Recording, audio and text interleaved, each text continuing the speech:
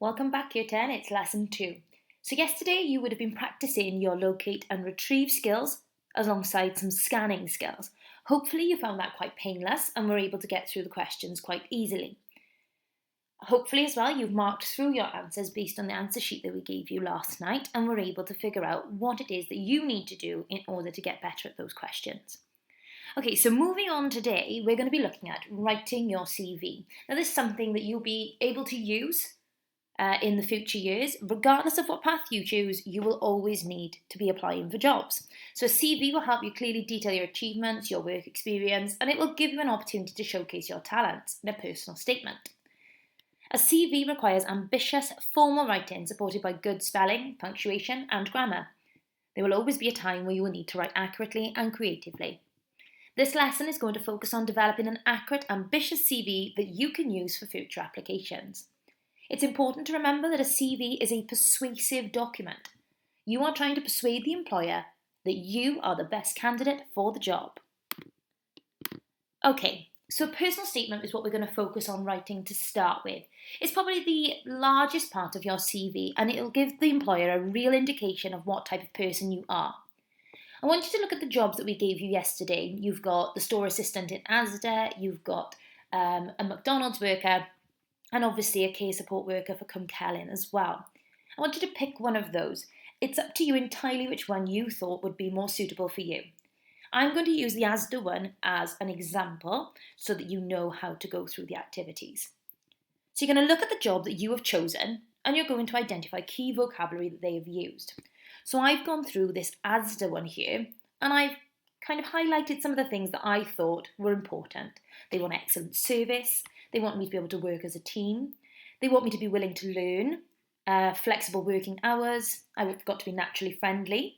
They want me to get stuck in, an enthusiastic approach to learning new skills. And they want me to care about giving customers a great shopping experience, helping them find what they need, and having a chat along the way. Now, that vocabulary has given me an indication of what that employer wants from me, what I need to be in order to fit in at Asda. They've published this document in order for me to be able to tailor my CV to them.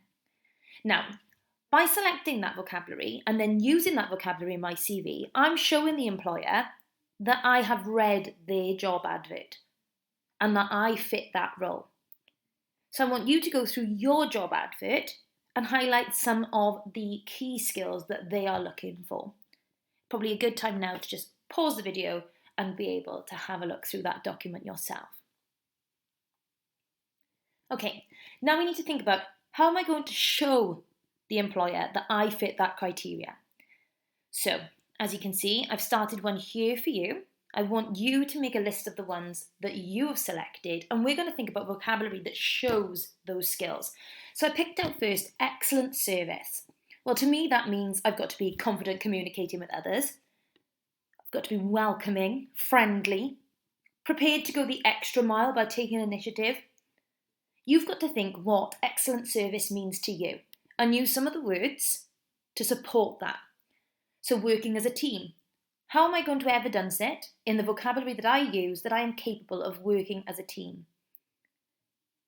Just have a think about it and I want you to go through the evidence that you have found and select some vocabulary that fits it.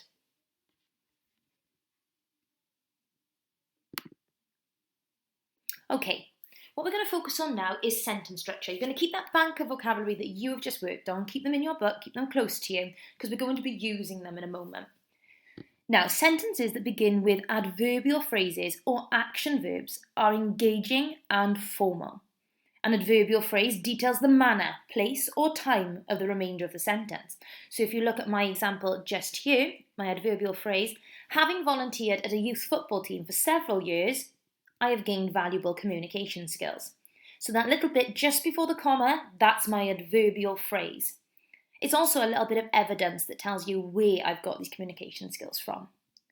Now, an action verb expresses the action and allows the reader to assume that my energy is there and I'm quite dynamic. Okay, so an ing word is often an action verb.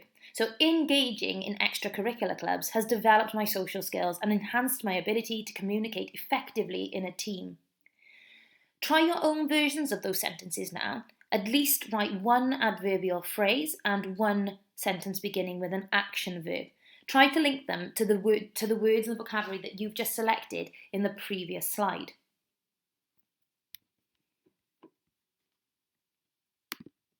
Again, that's a perfect time to pause and to get those sentences written down. Okay, we've got to remember that it was a persuasive document. I said it at the beginning, but sometimes it's easy to forget that a CV is meant to be persuasive. So in order to be persuasive, we need to use a couple of devices. We're going to boast about ourselves. So a personal statement is a persuasive document, and essentially you are persuading the employer or the tutor why you are the best of the best. Tripling, so using 3 words, is an effective way of convincing someone of your positive attributes. So again, I've started this sentence with a nice action verb to show them that I'm very dynamic. Promoting positivity within a team is essential when working towards a collective goal. I would consider myself positive, proactive, and passionate. There's my tripling. So you might want to think about 3 words that you could use to show yourself in a very positive light. Additionally, evidence is really effective, and I've used an adverbial phrase to start this one. As the captain of Bramall Youth Rugby Team, I have become accustomed to dealing with pressure and making tactical decisions that benefit a team. Now, my evidence is that I've actually put that into practice. I am part of the Bramall Youth Rugby Team, and in order to be a successful captain, I've dealt with pressure and had to make tactical decisions benefiting my team. There's my evidence. What I want you to do now is to do the same task as you've done on the previous slide. Try one sentence where you've used tripling, and if you can, try to use an adverbial phrase or an action verb to begin. And then also evidence one as well. Okay. So once we've got all that information together, we're going to write our own model personal statement. You've got the success criteria on your left-hand side that's colour-coded, so you could see where I've done it. You've got adverbial phrases, keywords from the job description, action verbs, and some devices. Once you've written this personal statement, I want you to go back to your success criteria, and if you can and you've got highlighters available to you, go through and colour code. If not, you might want to underline and annotate above. So just write little notations above it saying this is an adverbial phrase. So we've got, having belonged to a number of sports teams such as Gwent Golf, Bramall Rugby Club and RTB Football Club, I have learned how to participate positively as part of a team and excel as a leader. Whilst belonging to these teams, I have gained confidence in clear communication, problem resolution and performing under pressure. I always ensure that I am supportive when undertaking new tasks and can lead by example if the task requires it. Participating in team sports has taught me the importance of effective teamwork to achieve a collective goal. Valuing and respecting the community formed a vital element of my paper round. The work has taught me the value of being reliable and hardworking. Engaging with regular customers has taught me how to communicate effectively and appropriately with others in order to solve problems. I pride myself on punctuality and always ensure that I am respectful of my peers, colleagues and superiors in order to promote positive relationships within the workplace. I am a friendly and personable individual and take opportunities to forge positive relationships with friends, colleagues and customers. Okay, so there is your model personal statement. Have a look now through my colour-coded, my adverbial phrase that starts the very first sentence in blue, and then whilst belonging to these teams. There are some keywords from the job description such as leader, problem resolution, effective teamwork, reliable and hardworking, communicate effectively, punctuality, friendly, personable, promote positive relationships. I've selected some good action verbs that show them I am ready to take on the job, participating, valuing, respecting and engaging. And also I've used some devices. In the first one I've used my evidence to support what I'm saying, and I've also used some tripling as well. Your job today is to design your own personal statement. Get it written up and make sure that you've used everything that is required of the success criteria. So go through, remember, highlight it all and annotate it all as well. Okay, once we've done that, we're going to be moving our personal statement into a CV. So here on the right-hand side, you've got a model CV that we're going to send over to you.